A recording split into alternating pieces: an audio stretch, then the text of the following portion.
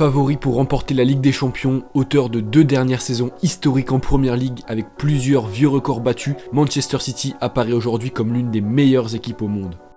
Star mondial, coach, maître, tacticien, infrastructure ultramoderne, le club mancunien semble avoir tout pour lui. Pourtant, il fut un temps où l'équipe se battait pour le maintien, une époque pas si lointaine puisqu'elle date de 10 ans à peine. En effet, équipe anglaise assez moyenne, Manchester City a connu une véritable révolution en 2008 lorsqu'un fonds d'investissement basé à Abu Dhabi a racheté le club avec pour but de faire de ce dernier la meilleure équipe d'Europe à travers des millions d'euros dépensés. Mais alors, quel a été le dernier 11 aligné par Manchester City avant de se faire racheter? On va voir ça dans cette vidéo, c'est parti.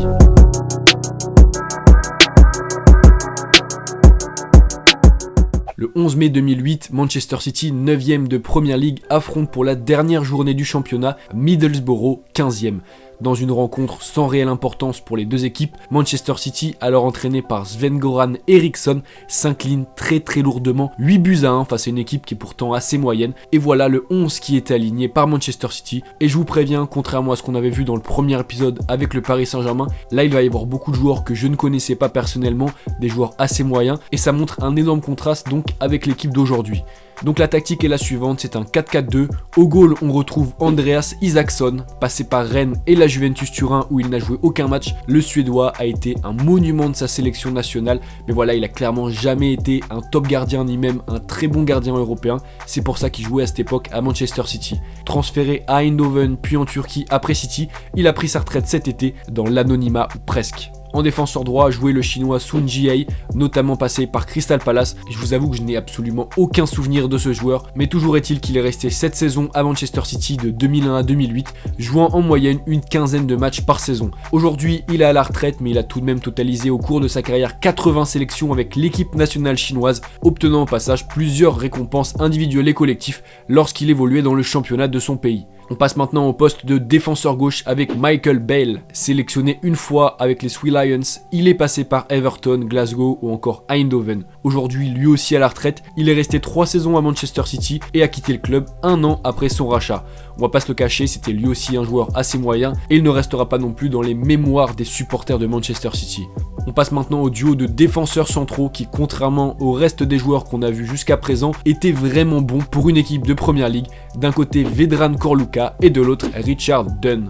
Resté une saison à City, le premier a ensuite brillé à Tottenham et il joue encore aujourd'hui au Lokomotiv Moscou. Il compte d'ailleurs plus de 100 sélections avec la Croatie, donc c'est un vrai monument, d'autant qu'il était convoqué, il était dans le groupe croate l'année dernière lors de la Coupe du Monde 2018 où la sélection croate a échoué en finale face à la France. À l'époque, c'était donc un excellent joueur pour une équipe du milieu de tableau comme l'était City. Mais bref, pour en revenir au club, lorsqu'il jouait à City, Korluka c'était un excellent joueur vraiment pour une équipe de milieu de tableau comme City. C'était un luxe de l'avoir dans son effectif.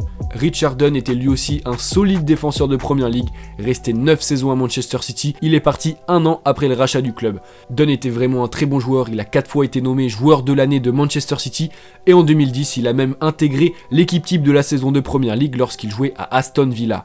Capitaine Citizen émérite, il compte 80 sélections avec l'équipe nationale irlandaise, donc voilà, c'est un joueur qui était quand même très solide comme Korluka et aujourd'hui désormais il est consultant sportif pour BT Sport. Bref, après avoir vu cette défense assez hétérogène puisqu'on a 2 défenseurs centraux qui étaient quand même très solides, 2 ailiers et un gardien assez faible, on va pas se le cacher, on passe maintenant au quatuor de milieu de terrain. On retrouve à droite Stephen Ireland, bizarrement c'est le joueur dans le 11 dont j'ai le plus grand souvenir, notamment parce que je l'aimais beaucoup sur FIFA, mais bref, excellent joueur formé à Manchester City, il y est resté 5 saisons et a continué à être titulaire 2 ans après le rachat du club, avant de partir pour Aston Villa puis Stoke City. En 2009, il a d'ailleurs été nommé meilleur joueur Citizen de la saison, alors que l'équipe avait déjà été rachetée et certains gros joueurs étaient arrivés dans l'effectif, comme par exemple Robinho, ce qui montre vraiment que Ireland avait un très gros niveau là aussi, et que pour une équipe qui était en milieu de tableau comme City, c'était un joueur de grande qualité. À gauche jouait Javier Garrido, un grand espoir espagnol formé à la Real Sociedad. Malheureusement, il a jamais réussi à percer et son passage à City ne l'a vraiment pas aidé parce qu'il est arrivé 1 an avant le rachat et au moment où il a commencé un peu à s'intégrer à l'effectif, tout a changé, beaucoup de stars sont arrivées. Bref, au final, il est resté 3 saisons au club avant de partir à la Lazio où là aussi il n'a pas réussi à percer et il n'a quasiment pas joué. Aujourd'hui, âgé de 34 ans, il évolue au Real Union en 3e division espagnole, un beau gâchis. Au niveau des milieux centraux, c'était le duo Martin Petrov-Gelson Fernandez qui était aligné. Le Bulgare, passé par Wolfsburg et l'Atlético Madrid, était un vrai rock au milieu de terrain et clairement pour une équipe qui jouait le ventre mou en Premier League, c'était lui aussi un excellent joueur. Cependant, il a jamais réussi à jouer à un meilleur niveau, que ce soit en Angleterre ou même en Europe, parce qu'il avait des blessures vraiment trop récurrentes. Il a quitté City en 2010 pour Bolton, puis l'Espagnol Barcelone, et depuis 2014, il est retraité, mais à noter quand même qu'il a totalisé 90 sélections avec la Bulgarie. Ce jour-là, il était aligné à un joueur bien connu des aficionados de la Ligue 1, Gelson Fernandez, qui est resté 2 saisons à City. Vu par beaucoup comme un futur grand joueur, le capitaine de la Suisse Espoir a réalisé une première bonne saison avec le club Citizen avant de subir les arrivées des grands joueurs après le rachat et finalement de complètement couler et de ne plus jouer. Passé ensuite par l'ASSE, Leicester ou encore le Stade Rennais, il évolue aujourd'hui à l'Eintracht Francfort en Bundesliga.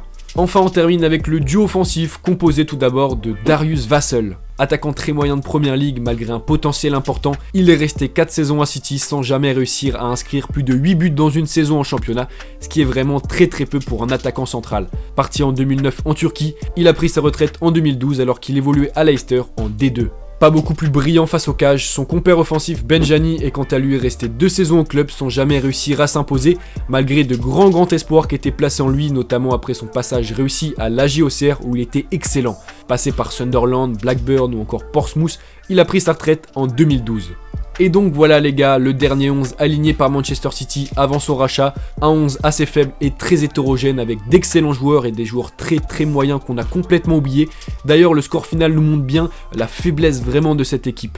A noter tout de même qu'on retrouve sur les bancs des remplaçants plusieurs futurs joueurs excellents, des joueurs qui ont percé par la suite, à l'image de Joe Hart, de Caicedo, de Daniel Sturridge et surtout Delano, qui était non titulaire face à Middlesbrough, mais qui était très certainement à cette époque le meilleur joueur de Manchester City. Et si on compare statistiquement les performances de ce Manchester City là avec les performances de City l'année dernière, eh bien on se rend compte vraiment qu'il y a un écart abyssal entre ces deux équipes.